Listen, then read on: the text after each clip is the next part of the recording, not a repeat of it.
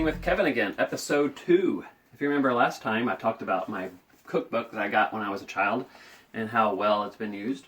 So today's recipe is from this book again. And as you can see, it's frozen chocolate bananas. All right, pretty easy to make. The things that you will need, of course, is a banana. You will also need some chocolate chips. Okay. You're going to need a measuring cup of some kind. We have a deep one because we're going to be dipping the banana into this. You need some chopped nuts. I'm using walnuts, but you could use peanuts. If you don't like nuts, you could use sprinkles. You will also need a knife to cut your banana, a spoon to stir your chocolate, and you're going to need some skewers. Okay, only one skewer per half banana. I'm going to be making 2. Okay. And you're going to need some kind of a pan or a paper plate with wax paper on top. Okay, so we're going to get started.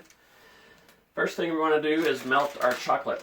Okay, so our recipe calls for half a cup of melted chocolate. Okay, now I'm doing 2 bananas, 2 halves of bananas, so I'm going to do a full cup.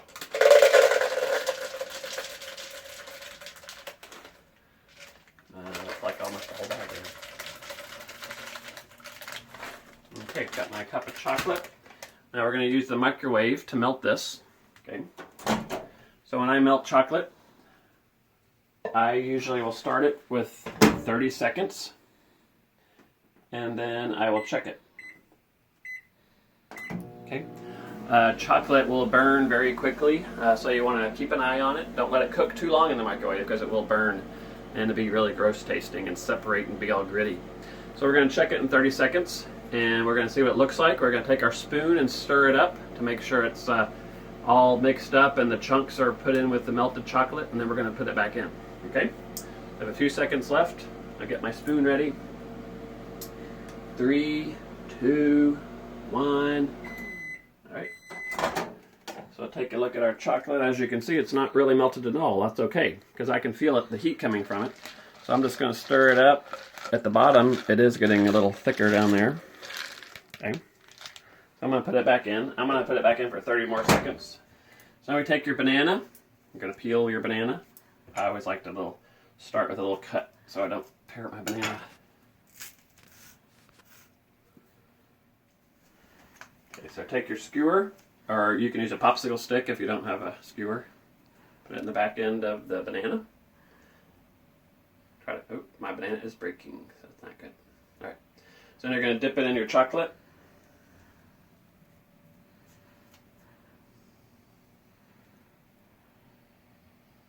Okay, I may use my spoon here to spread it around.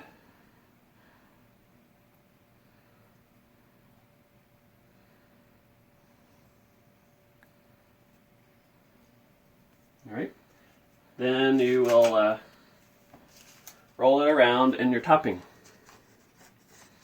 whatever kind of topping you're using. Okay, so there's one. You'll stick it onto your tray or your plate with your wax paper.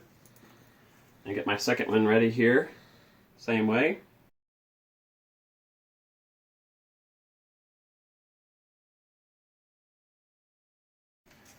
All right, and that's pretty much all there is for that part.